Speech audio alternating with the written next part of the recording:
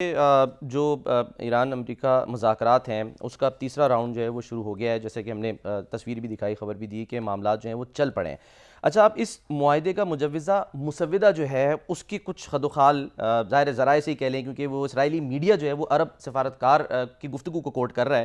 اور وہ یہ کہہ رہا ہے کہ جی جو مبینہ مسودہ ہے اس کے مطابق ایران نے جوہری افزودگی 60 سے کم کر کے 3.6% تک کرنے کی پیشکش کی ہے، اور ساتھ ہی اس نے افزودگی 7 سال تک معطل رکھنے کی پیشکش کی، جبکہ امریکہ جو ہے وہ 10 سال کا مطالبہ کرے کہ آپ 10 سال تک اس کو معطل جو ہے وہ رکھیں۔ اچھا، اور اسرائیلی میڈیا یہ بھی کہہ رہا ہے کہ امریکہ فی الحال جو ہے وہ صفر افزودگی کا مطالبہ نہیں کر رہا کہ آپ اس کو بالکل زیرو کر دیں۔ اب ذرا میں آپ کو سنانا چاہتا ہوں کہ عباس عراقچی صاحب جو کہ ظاہر وزیر خارجہ ایران کے، انہوں نے انٹرویو دیا ہے، اس میں انہوں نے کیا کہا ہے کہ کس چیز پر صرف بات ہو رہی ہے، ذرا وہ انہی کی زبانی دیکھتے ہیں۔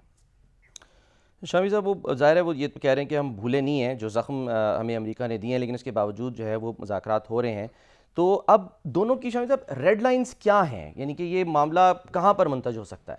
ممکنہ طور پہ؟ دیکھیں، ایران نے ایک بات بالکل واضح طور پر کہی ہے کہ وہ ایٹم بم بنانے کا ارادہ نہیں رکھتا۔ جی ہاں، اور یہ رہبر جو ہیں انہوں نے یہ انہوں نے کلیئر کہا کی ہوئی ہے بات کہ یہ ہمارا کوئی حکمت عملی کا معاملہ نہیں ہے، یہ کوئی سیاسی بیان نہیں ہے، یہ کوئی وقتی بحران ٹالنے کی بات نہیں ہے، ہم فقہی طور پر اور عقیدتاً اس بات پہ یقین رکھتے ہیں، اور جب رہبر نے یہ اعلان کر دیا تو یہ ہمارے لیے گویا ایک بالکل پتھر پر لکیر ہے۔ ٹھیک ہے، لیکن اس بات کا اندازہ ظاہر ہے امریکہ کو تو نہیں ہے، وہ تو بار بار چاہے وہ ڈونلڈ ٹرمپ ہو تو یہی بات کر رہے ہیں۔ اب مسئلہ یہ ہے کہ ایران ایٹمی ہتھیار نہیں بنانا چاہتا، لیکن وہ کہہ رہا ہے پرامن استعمال کے لیے ایٹمی توانائی جو ہے اس کا حصول اس کا حق۔ ٹھیک ہے، اب اس کا مگر پریزیڈنٹ ٹرمپ جو ہے، اور ان کا کہنا یہ ہے کہ یہ پروگرام جو ہے پاکستان کا، ایران کا، یہ بالکل ختم ہونا چاہیے، صحیح، اور اس کو کبھی کسی صورت بھی ان کو ہم ایٹمی ہتھیار بنانے نہیں اور اگر کیا تو وہ یاد دلا رہے مڈ نائٹ ہیمر کا۔ شاہد صاحب ذرا انہی کی زبانی سنیں جو اسٹیٹ آف دا یونین میں تباہ کر دیا، ہاں جی اس وقت تباہ کر دیا سارا کچھ، بالکل، تو اسٹیٹ تباہ آف کر دا دیا یونین، تو مذاکرات کی کیا ضرورت تھی؟ اسٹیٹ آف دا یونین خطاب میں انہوں نے ایران کا نام لے کے کیا باتیں کی، ذرا وہ دیکھیے ڈونلڈ ٹرمپ کیا فرما رہے تھے۔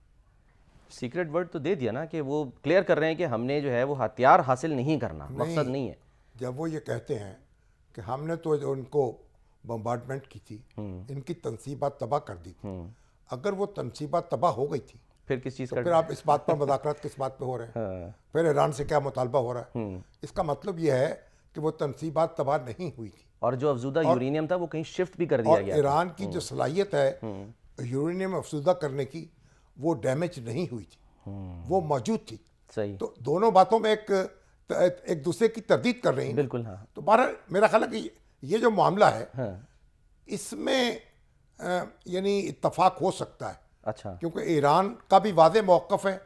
کہ ہم ایٹمی ہتھیار نہیں بنانا چاہتے، تو اس کا مطلب یہ ہے کہ کوئی مؤثر بین الاقوامی انسپیکشن جو ہے اس کا انتظام کیا جا سکتا ہے۔ اچھا، جو اٹامک انرجی کمیشن ہے وہ اس کا ایسی نگرانی کرے اور نگہبانی کرے، اس کے لیے کوئی ایسے انتظامات کر دیے جائیں، اور تاکہ یہ یقینی بنا دیا جائے